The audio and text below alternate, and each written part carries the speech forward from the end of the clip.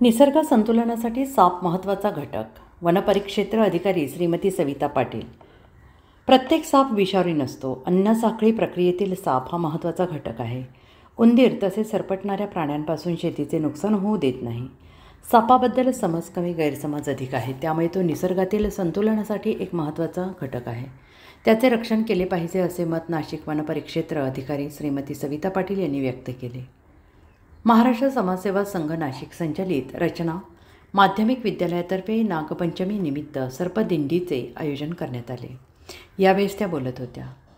महाराष्ट्र समाजसेवा संघ संस्थेचे अध्यक्ष श्री सुधाकर साळी, संस्था उपाध्यक्ष श्रीमती हेमा पटवर्धन, वनपरिक्षेत्र अधिकारी सौ सविता पाटील, संस्था सचिव तथा पर्यवेक्षक श्री शांताराम अहिरे, कोषाध्यक्ष निरंजन ओक, मुख्याध्यापक श्री किशोर पालखेडकर, उपमुख्याध्यापक श्री शिवदास महाजन, राष्ट्रीय हरिसेना जिल्हा समन्वयक निलेश ठाकूर, संस्था कार्यकारिणी सदस्य यशवंत ठोके, सौ कीर्ती सावंत यांची प्रमुख उपस्थिती होती.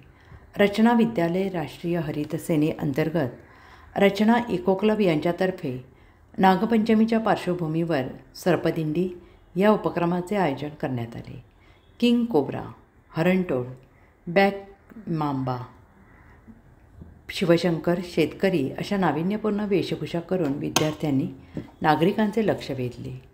अध्यक्षीय मनोगतातून श्री सुधाकर साळी यांनी म्हटलं आहे की मनुष्य निसर्ग ओरबाडत आहे. निसर्गाचा समतोल राखण्यासाठी आणि त्याचे महत्त्व समजून घेण्यासाठी प्रत्येक विद्यार्थ्याने निसर्गाचे रक्षण केलेच पाहिजे.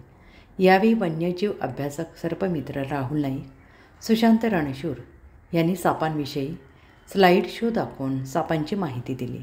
या कार्यक्रमाच्या यशस्वीतेसाठी रचना इको क्लब प्रमुख सौ नैना हिरे, वैशाली कुलकर्णी, धनंजय वाणी, सुभाष दळवी, श्रीमती माया सोनारे आणि सर्व शिक्षकांनी प्रयत्न केले.